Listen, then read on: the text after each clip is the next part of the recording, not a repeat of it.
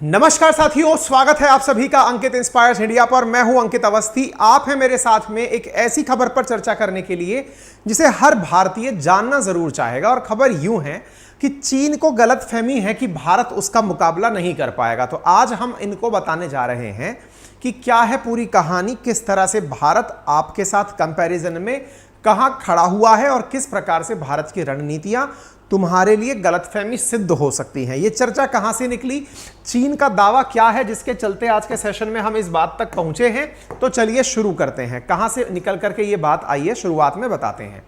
बात जहां भारत और चीन के कन्फ्लिक्ट की हो, यह कहां से उठा, सबसे पहले वो बताते हैं आपको। ये इतने सारे जो लोग बैठे हुए टेबल्स पर दिखाई दे रहे हैं, देख करके लग रहा है कि 200 से अधिक लोग बैठे हुए हैं। ये लोग बैठे हुए हैं सिंगापुर की एक होटल में। होटल का नाम है शैंग्रीला। शैंग्रीला होटल के अंदर एक मीटिंग हुई है और वो मीटिंग थी एशिया के सिक्योरिटी को लेकर के। कब आयोजित की गई? 2 से लेकर 4 जून के बीच में आयोजित की गई। कहां आयोजित की गई? सिंगापुर में।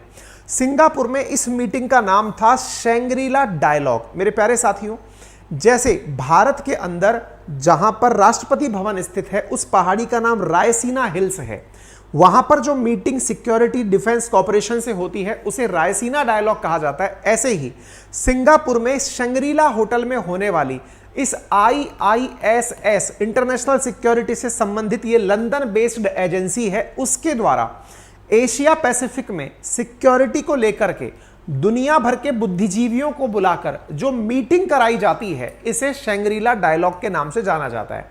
ये जो शब्द इटसेल्फ है, ये previous year UPSC question papers में आ चुका है।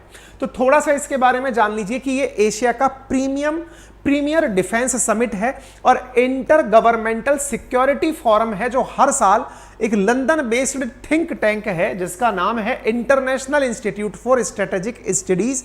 इसके द्वारा वर्ष 2002 से आयोजित करवाया जा रहा है। चूंकि सिंगापुर की सरकार भी इसमें एज एन पार्टनर शामिल होती है, इसलिए यह सिंगापुर की शैंग्रीला होटल के नाम से जाना जाता है, शैंग्रीला डायलॉग के नाम से जाना जाता है। तो पहली जानकारी तो आपको यह निकल कर आ गई, शैंग्रीला डायलॉग है क्या। ठीक है, इसमें कौन शामिल होता है? तो देखिए, यहां पर जो भीड़ आपको दिख रही है, ये बड़े ही स्पेशलाइज्ड लोग हैं, ये बहुत ही खास लोग हैं। खास क्यों है? क्योंकि इसके अंदर लगभग 49 देशों से लोग आते हैं, 49 कंट्रीज से। और यहां के आए हुए लोग बड़ी बड़ी खुफिया एजेंसीज के प्रमुख होते हैं। जैसे इंडिया की तरफ से रॉ एंड आईबी के चीफ चले गए या उनकी तरफ से कोई प्रतिनिधि चला गया, वहां पर जाकर के दुनिया की जो थ्रेट चल रही है, या एक तरह से ऐसे समझिए, देखिए नेशनल लेवल पर गृह मंत्रालय सभी आईपीएस लोगों की बैठक बुलाते रहते हैं, लेकिन अंतर्राष्ट्रीय स्तर पर दुनिया के लोग कहां बैठें, इसके लिए इस तरह की मीटिंग्स की जाती हैं। ठीक है ना, जैसे वर्ल्ड इकोनॉमिक फोरम में अर्थशास्त्र को लेकर बात होती है, डिफेंस से रिलेटेड जो बातें होती हैं वो शैंग्रीला डायलॉग में एशिया पैसिफिक से रिलेटेड होती हैं। ठीक है, इसके अंदर ऑस्ट्रेलिया, भारत, अमेरिका, चीन, ब्रिटेन, जापान, कनाडा, इंडोनेशिया, दक्षिण कोरिया, ये अपने अपने अधिकारियों को भेजते हैं। कई बार डिफेंस मिनिस्टर लेवल के लोग भी पहुंचते हैं और यहां पहुंच करके सब लोग अपनी राय रखते हैं, अपनी तरफ से बताते हैं कि एशिया पैसिफिक में चले। यहां पर कोई ये G20 जैसी मीटिंग नहीं होती है, लेकिन ये मीटिंग बहुत खास होती है क्योंकि इसकी वजह से दुनिया को नया पर्सपेक्टिव मिलता है, खासियत पता चलती है। ठीक है, अच्छा, तो यहां तक की बात क्लियर हो गई। अब थोड़ा मुद्दे को आगे बढ़ाते हैं कि ऐसी समिट में एक चीन की तरफ से कर्नल साहब आए हुए थे। ये कोई सीनियर कर्नल है चीन का, जिसका नाम है झाओ जिंगझाओ। इस झाओ जिंगझाओ के द्वारा हाल ही में एक कमेंट दिया गया और वो क्या बोला? ये है कौन? ये PLA academy of military science का कोई सीनियर कर्नल है। ये जनाब यहां पहुंचे थे। इन्होंने भारत के बारे में बयान दिया। क्या बयान दिया? India not a security threat. India से हमें कोई भी डर नहीं है। Unlikely to catch up its defence sector, और ये हमारे डिफेंस सेक्टर के बराबर कभी नहीं पहुंच सकता। आपको यहां पर चाइना ने कहा India military as no threat to Beijing, unlikely to catch up, यानी इंडिया हमारे बराबरी नहीं कर सकती। ये बिल्कुल वैसे हो गया जैसे इंडिया वाले पाकिस्तान को लाइटली लेते हैं। कैसे लेते हैं? अरे पाकिस्तान का चर्चा छोड़ो, हम तो खुद ही मानते हैं कि चीन से कंपटीशन करना है। दुनिया की सेकंड लार्जेस्ट इकोनॉमी है, दुनिया की सबसे पावरफुल में से सेकंड लार्जेस्ट इकोनॉमी है। लेकिन चाइना वाले भी ये मानते हैं कि इंडिया हमारे बराबर नहीं है। कोई बात नहीं साहब, अगर इनको यही लगता है तो इन्हें ज्यादा नहीं 75 साल पुराना इतिहास याद दिलाना है, जब इंडियंस के पास गन नहीं, वो डंडा हुआ करता था, गांधी जी वाला लाठी हुआ करती थी, और उससे दुनिया की उस सत्ता को उखाड़ फेंका था इंडियंस ने, जो कि पूरब से लेकर पश्चिम तक, सूर्य उदय से लेकर सूर्यास्त तक जो सत्ता सब पर राज करती थी, वो देश छोड़ने पर मजबूर हो गई थी। चीन वालों, तुम बड़ी मिसअंडरस्टैंडिंग में जी रहे हो।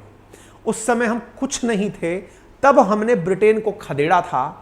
आज तो हमारे पास इतना कुछ है कि तुम हमसे बस एक नंबर में ऊपर चल रहे हो कि तुम्हारे पास थोड़े सैनिक ज्यादा हैं।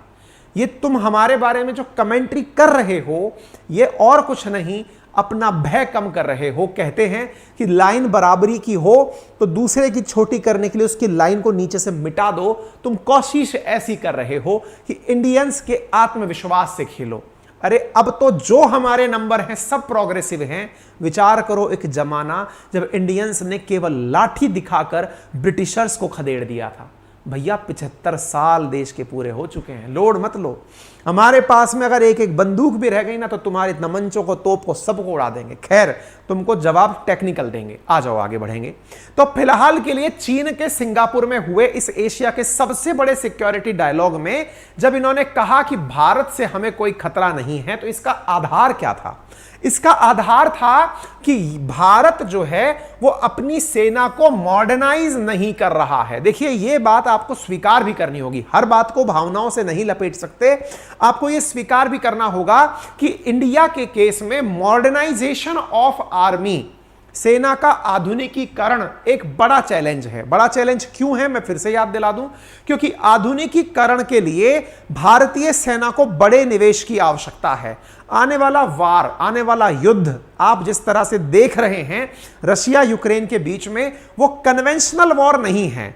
कन्वेंशनल का मतलब आमने सामने की लड़ाई नहीं हो रही है, ड्रोन से हमले हो रहे हैं, मिसाइलों से हमले हो रहे हैं, फाइटर जेट से हमले हो रहे हैं, टारगेटेड तरीके से डिफेंस किया जा रहा है। उनको ऑपरेट करने के लिए लोग भले ही लगे हों। यानी मॉडर्न वारफेयर में जहां ड्रोन्स की महत्ता, मिसाइल्स की महत्ता है, उसे लेकर चीन का बयान है कि भारतीय सेना हमारी तरह मॉडर्न नहीं है। खैर, तुम्हारे हर सवाल का जवाब हमारे पास है। इनका कहना है कि मैन्युफैक्चरिंग के अंदर अगर चर्चा करें तो भारत अभी हमसे काफी पीछे है। तथ्यात्मक रूप से तुम सही हो, लेकिन यह भारतवासियों को पता होना चाहिए कि भारत चीन से पीछे कैसे है। इसीलिए मेरे प्यारे साथियों, मैं आपको याद दिलाऊंगा एक किताब जो कि अब तक आप लोग कुकू एफएम पर सुन चुके होंगे। एक चैप्टर है यहां पर कि rise of India and China different कैसे है, कैसे भारत का लोकतंत्र और उनके यहां का साम्यवाद एक दूसरे से जब कंपटीशन में उतरा तो जो चीन जो हमारे बाद आजाद हुआ था वो हमसे आगे कैसे निकल गया। क्या भारत के विकास में भारत का लोकतंत्र बाधा बना? क्या भारत के विकास में भारत की राजनीतिक व्यवस्था बाधा बनी? अगर आप ये जानना चाहते हैं तो एक ऑडियो बुक रिकमेंड कर रहा हूं कुकू एफएम पर, जिसका लिंक कमेंट बॉक्स में दिया गया है। जो ऑलरेडी मेरे प्यारे साथी बुक डाउनलोड कर चुके हैं, मतलब एफएम डाउनलोड कर चुके हैं, वो इस पर सुन सकते हैं मात्र 99 रुपीज प्रति माह के अंदर। और यदि आपने मेरा कूपन कोड अंकित 50 लगा लिया तो ऐसी 10,000 किताबें आप पहले महीने में मात्र 49 रुपीज में ही सुन पाएंगे। ठीक है ना? यहां 10,000 से अधिक ऑडियो बुक्स हैं, बड़ी काम की किताबें हैं जिन्हें आप अपने लिए यूज कर सकते हैं। बढ़िया ड्राइव मोड फीचर के साथ, सेविंग नोट्स फीचर के साथ, स्लीप टाइमर मोड फीचर के साथ इसे आप यूज ले सकते हैं। इसे लेने के लिए आपको जो कूपन कोड दिया गया है वो अंकित 50 है, जिसको हमने डिस्क्रिप्शन में डाल रखा है। आप वहां जाकर के इसका यूज कर सकते हैं। 99 रुपीज का जो सब्सक्रिप्शन है वो अंकित 50 कूपन कोड लगाने पर मात्र 49 रुपीज में आपको प्राप्त हो जाता है, 50 रुपीज के डिस्काउंट के साथ, और पूरे एक महीने तक आप 10,000 ऑडियो बुक्स सुन पाते हैं। ठीक है ना? तो आप इसको यूज कर सकते हैं। क्लियर है?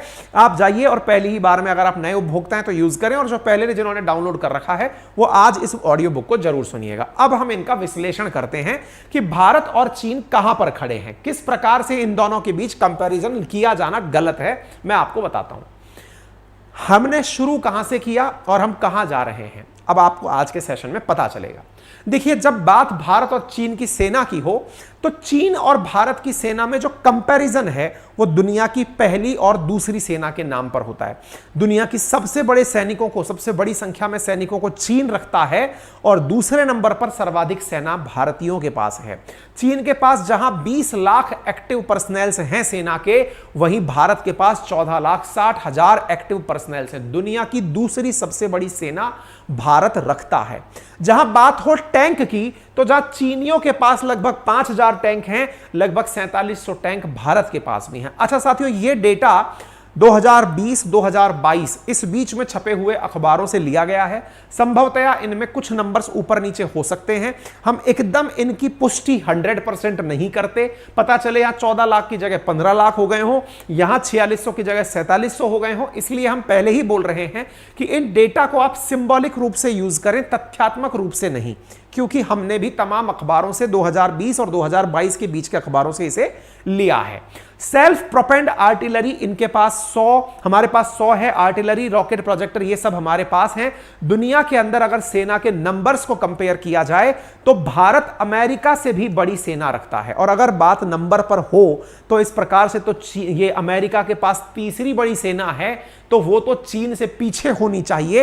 यहां ध्यान रखिएगा, number of army personnels matter नहीं करते, क्वालिटी ऑफ सेना मैटर करती है। हालांकि चीन ने उस तरफ हमारा ध्यान सही दिलाया है कि भारत ने मॉडर्नाइजेशन में कमी छोड़ रखी है, हम लोग आगे हैं। अब ये लोग कितने आगे हैं ये तो आप लोग जानते ही हैं। ये इतने आगे हैं कि अपने सैनिकों के अंदर ताकत भरने के लिए अरुणाचल प्रदेश से कीड़ा जड़ी तोड़कर लेकर जाते हैं, गधे का जिलेटिन चटाते हैं। इसके साथ साथ ही जब इन्हें मार पड़ने लगती है तो अपना सामान छोड़कर भाग जाते हैं। ये इतने ताकतवर हैं। और तो और इनके खुद ऑफिशियल्स ये कहते हैं कि India has largest most experienced mountain army, यानी पहाड़ पर हमला करने में सबसे सक्षम सेनाओं में दुनिया के अंदर भारत के पास सबसे बड़ी सेना। ये इनके खुद के अधिकारी कहते हैं। और ये यूरेशियन टाइम में बाकायदा छपी हुई खबर है अप्रैल 5, 2023 की, कि चाइना के पास एक तो विल पावर की कमी है, इच्छा शक्ति की कमी है, फायर पावर की कमी है। अगर दो फ्रंट का वॉर छिड़ जाए अगेंस्ट इंडिया, बिकॉज यहां पर हिमालय कॉन्फ्लिक्ट से लड़ने पर डरती है पीएलए आर्मी। इसी कारण से नेपाल के जो गोरखा हैं, जो भारतीय सेना के गोरखा रेजिमेंट में शामिल हैं, उन्हें अपनी ओर लगातार खींचने का चीन प्रयास करता है कि भैया पहाड़ पर जाकर हम नहीं लड़ पाएंगे इंडिया के सामने, कृपया करके हमारे साथ आ जाओ। तो ये केवल बातों के जो भाषण वीर थे उनको चेहरा दिखाने के लिए पर्याप्त है। आगे चलते हैं। इसके साथ साथ एयर पावर की अगर बात की जाए तो इंडिया के पास जहां एयरक्राफ्ट 2200 हैं, इनके पास 4000 हैं। इंटरेस्टिंग बात बताता हूं, इंडिया के एयरक्राफ्ट अधिकांश या तो अमेरिका से हैं या रशिया से हैं। इनके अधिकांश या तो रशिया से हैं या खुद के बनाए हुए हैं। इनके खुद के बनाए हुओं का हाल ऐसा है कि दुनिया के अधिकांश देश इनसे कहते हैं कि माननीय, जो सामान आपने हमें दे दिया था कृपया करके वापस ले जाइए। यही कारण है कि पिछले 10 सालों में इनका जो टोटल डिफेंस का एक्सपोर्ट है वो 23% डाउन हो गया है। वहीं भारत का $10 बिलियन के करीब पहुंचने जा रहा है। फाइटर एयरक्राफ्ट की जहां भारत के पास अटैक एयरक्राफ्ट, ट्रेनर एयरक्राफ्ट की बात की जाए, इन तीनों की संख्या चाइना के पास 2500 है और लगभग इतनी ही 1800 के आसपास इंडिया के पास भी संख्या है। नेवल की अगर बात की जाए तो माना कि भारत के पास नेवल असेट इनकी तुलना में कम है, भारत के एयरक्राफ्ट कैरियर इनकी तुलना में कम है, लेकिन इसके बावजूद इस संख्या को अगर कंपेयर किया जाए तो यहां पर कुछ चीजें जानने योग्य मिलती हैं। क्या मिलती हैं? इनके पास में ये फ्रिगेट वगैरह हम सबसे ज्यादा हैं। इतना ही नहीं, इनके पास पनडुब्बियां भी, यानी कि जो पानी के अंदर चलने वाली सबमरीन्स हैं, वो भी भारत से ज्यादा हैं। चीन के पास 59 सबमरीन्स हैं, भारत के पास 16 ही सबमरीन्स हैं, मान लिया। लेकिन जनाब कुछ तस्वीरें ऐसी आती हैं जो चाइना वालों को दुनिया के सामने लाकर खड़ा कर देती हैं। पहले ही कहा जाता था हमारे यहां तो चाइनीज माल ज्यादा टिकता नहीं है, और ये तो सैटेलाइट तस्वीरें खुद बोलती हैं। जिन लड़ाकू विमानों के यहां पर एयरक्राफ्ट कैरियर की तस्वीरें ये लोग दिखाते हैं, एक सैटेलाइट इमेज वायरल हुई थी, आप खुद देख सकते हैं। ये एक सैटेलाइट इमेज है चीन के एक एयरक्राफ्ट कैरियर की, जिसके ऊपर आप दरार ऐसे देखिए जैसे कि घर पर भूकंप आ गया हो और यहां पर छतें टूट गई हो। ऐसे में क्या एयरक्राफ्ट उड़ लेगा भाई? है ये चीन का एयरक्राफ्ट कैरियर है, जिसकी दरारें देखकर आपको अंदाजा हो जाना चाहिए कि चीन का माल टिकता नहीं है। और भारत की बात अगर हो तो भारत के एयरक्राफ्ट कैरियर को ऑस्ट्रेलियन पीएम भी आकर देखने आते हैं, तो भारतीय सेना तो उसको गर्व से धारण करती है सेल्फ मेड के आधार पर। माना कि अमेरिका के बाद चीन सबसे ज्यादा हथियारों पर खर्चा करता है, लेकिन टॉप 4 के अंदर तो भारत भी आता है। अजी हम तो लाठी भाटा जंग वाले लोग हैं, एक कस के पत्थर मारे तो खून निकाल दें। बट चक्कर यह है कि जब बातें पैसे के साथ काउंट करने की हो तो हम चीन से माना पीछे हैं। और यह बात हमारे लिए लेसन है कि इंडिया को केवल बातों में नहीं जीतना है, काम करके जीतना है। भारत को अगर चीन का मुकाबला करना है तो बातों से नहीं हराना है, करके हराना है। चीन इस समय दुनिया की 19 ट्रिलियन डॉलर की इकोनॉमी है और हम 3.5 ट्रिलियन की इकोनॉमी है। 5 गुना बड़ी इकोनॉमी है लगभग हमसे चीन, और भी लगभग 6 गुना।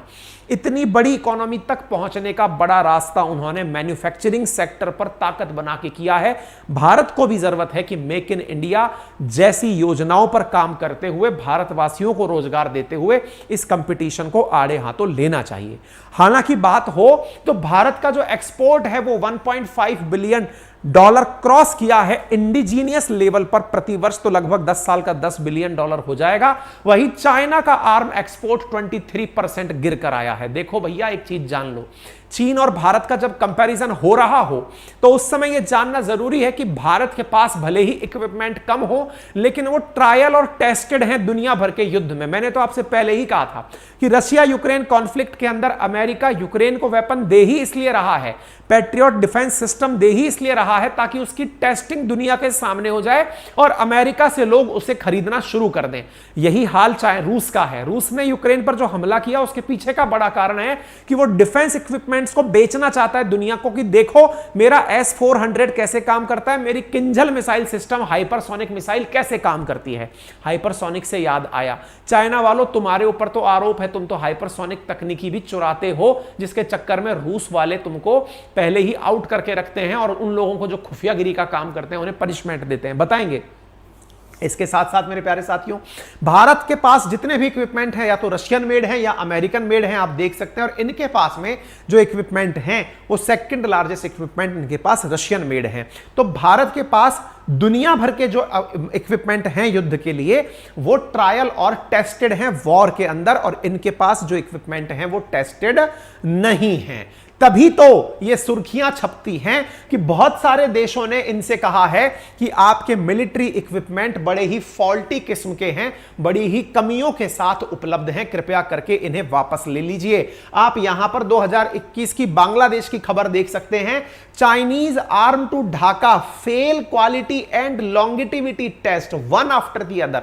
एक के बाद एक इनकी जो मिसाइलें हैं वो फुस्सी पटाखा निकली, जैसे दीपावली के अंदर अपन पटाखे लाते हैं और वो चल नहीं पाते, कुछ उस प्रकार का हाल इनका निकला है। तो दुनिया भर में इन्होंने बना चाहे कुछ भी लिया हो, अपने मुंह मियां मिट्ठू बन लिए हो, लेकिन अपने पटाखे आज तक चला नहीं पाए। हमारे ट्रायल और टेस्टेड पटाखे हैं, उनको हमने यूज किया। और बाय द वे चीनियों, तुम लोगों के बारे में तो पहले ही रशिया ने कह रखा है कि तुम सीक्रेट्स चुराते हो, तुम्हारा अपना तो कुछ है ही नहीं। जो कोरोना तुमने बना दिया अपनी लेबोरेटरी से, उसे छुपाने के लिए या उसे मिटाने के लिए भी तुमने दवाइयां चुराई थी अमेरिका और रशिया जाकर के, जबकि भारत ने अपने यहां पर नेचुरल रूप से इंडिजीनियस वैक्सीन बनाई। वहीं दूसरी ओर जहां हाइपरसोनिक की बात हो, तुम रूस से जाकर चोरी करके आए हो, यह सुर्खी हमने आज से 11 दिन पहले पढ़ाई है। वहीं भारत ने अग्नि 5 में ग्लाइडर परीक्षण कर दिया, तुम्हारी हालत खराब हो गई। तुम यहां पर चेक करने आ गए कि इंडिया वालों ने क्या वाकई में हाइपरसोनिक टेस्ट कर लिया है, तुम्हारी नींदें उड़ गई। तो तुम केवल बौखला रहे हो और कुछ नहीं है। खबर देख सकते हो, Russian hypersonic scientist accused by betraying secret to China. मेरे प्यारे साथियों, अगर आपको यह खबर अच्छे से समझ में आ गई हो तो छोटी सी गुजारिश तो कर सकता हूं। लगभग 13,000 साथी लाइव हैं इतने से सेशन के अंदर, 20 मिनट के सेशन में, लेकिन लाइक की संख्या 2,000 है। यह कैसी नाइंसाफी है। भारत की बात सुनाता हूं और आपके अंदर लाइक करने का, शेयर करने का और शेयर सब्सक्राइब करने का जज्बा नहीं पनपता है, तो यह बात सुनकर हमें भी थोड़ा दुख होता है। मेरे प्यारे भारतवासियों, एक चीज दिमाग में बिठा लो, हम लोग बातों में भले ही जीत जाएं, लेकिन मेहनत करने की आवश्यकता हमें ऑन ग्राउंड भी है, हमें फील्ड पर भी मेहनत करनी है। ठीक है, हम संतुष्ट हैं कि हम बहुत अच्छा कर लिए, लेकिन अभी गढ़ विजय करना है, और गढ़ विजय करना है भारत को पुनः विश्व विजेता, भारत को सोने की चिड़िया वापस से बनाना है। सोने की चिड़िया बातों से नहीं बनेगी, काम से बनेगी। और जब भारत का हर नागरिक नौकर नहीं नौकरी देने वाला बन जाएगा, भारत स्वतः ही सोने की चिड़िया बन जाएगा। तो जिन विद्यार्थियों ने अपने जीवन में कोई ना कोई लक्ष्य रखा हुआ है, विद इन नियत टाइम फ्रेम ही उस लक्ष्य पर अपना समय इन्वेस्ट करें, उससे अधिक समय अपने जीवन में किसी और काम को दें, यह सुनिश्चित कर लें। अगर आपको हमारा मैसेज समझ में आया हो तो कमेंट बॉक्स में आप अपनी राय हमें लिखकर साझा कर सकते हैं। चैनल पर नए हैं तो नीचे एक सब्सक्राइब का बटन दिया हुआ है, दबा दीजिए, जिसका कोई चार्ज नहीं लगता है। बाकी कुकू एफएम का लिंक कमेंट बॉक्स और डिस्क्रिप्शन दोनों में है, जाइए पहले महीने अंकित 50 कूपन कोड लगाकर 49 रुपीज में 10,000 किताबें बढ़िया से सुनिए। आज पूर्व रात्रि है। पूर्व रात्रि किस बात की? हमारे प्रीलिम्स और मेंस आरएएस परीक्षा के लिए बैच शुरू किया गया है, उसके रजिस्ट्रेशन की आज पूर्व संध्या है। कल रजिस्ट्रेशन बंद हो जाएंगे नटराज बैच के, वो बैच जिसमें कि हमने लाख रुपए का कंटेंट क्यों? क्योंकि सब्जेक्ट है मेरे प्यारे साथियों 13 नहीं 17 सब्जेक्ट और 21 टीचर के साथ एक ऐतिहासिक टीम लेकर के मैं उतरा हूं अपनी पाठशाला एप्लीकेशन पर। अपनी पाठशाला एप्लीकेशन पर यह है फीस जो हमने आपके सामने रखी है, ये जबरदस्त आइस ब्रेकिंग है। मतलब एक ऐसी चीज है कि जिसे आप अगर एक बार यूज कर लिए तो ये मान जाएंगे कि एक रूम के किराए में आपने अपना जीवन सुधार लिया। प्रीलिम्स पर मेंस का कंप्लीट सिलेबस नटराज बैच के नाम से हमारी अपने एप्लीकेशन अपनी पाठशाला पर उपलब्ध है, मात्र 7500 रुपए में। अगर आप में से कोई भी साथी राजस्थान प्रशासनिक परीक्षाओं को शून्य से लेकर शिखर तक तैयारी करना चाहता है तो वो जाए और अभी जाकर के कोर्स को ले ले। और हाँ, क्लासेस कैसे होती हैं? आप जाइए बाकायदा अपनी पाठशाला app Google play store iPhone पर या विंडो पर डाउनलोड कर लीजिए, वहां जाकर हमारे डेमो देख लीजिए। डेमो जाकर डेमो सेक्शन के अंदर हमने सर टीचर के टैग डेमो डाल दिए फ्री ऑफ कॉस्ट। आप बाकायदा जाइए, टेस्ट करिए, समझ में आता है तो परचेज सेक्शन पर जाकर अपने लिए कोर्स बुक कर लीजिए। और कोई जल्दबाजी नहीं है, अगर आप नहीं ले पा रहे कोई बात नहीं, भविष्य में कभी मन बने तब देख लीजिएगा। इस महीने के एडमिशन 7 तारीख को बंद हो जाएंगे। एज यूजुअल हमारा कमिटमेंट रहा है, हम हर दिन प्रोडक्ट नहीं बेचेंगे। ठीक है साहब, आपको जाना है अभी जाइए, बाकायदा आपके लिए हमने अपनी पाठशाला एप्लीकेशन बता दिया है। फिलहाल के लिए इतना ही, अपना ख्याल रखें, धन्यवाद।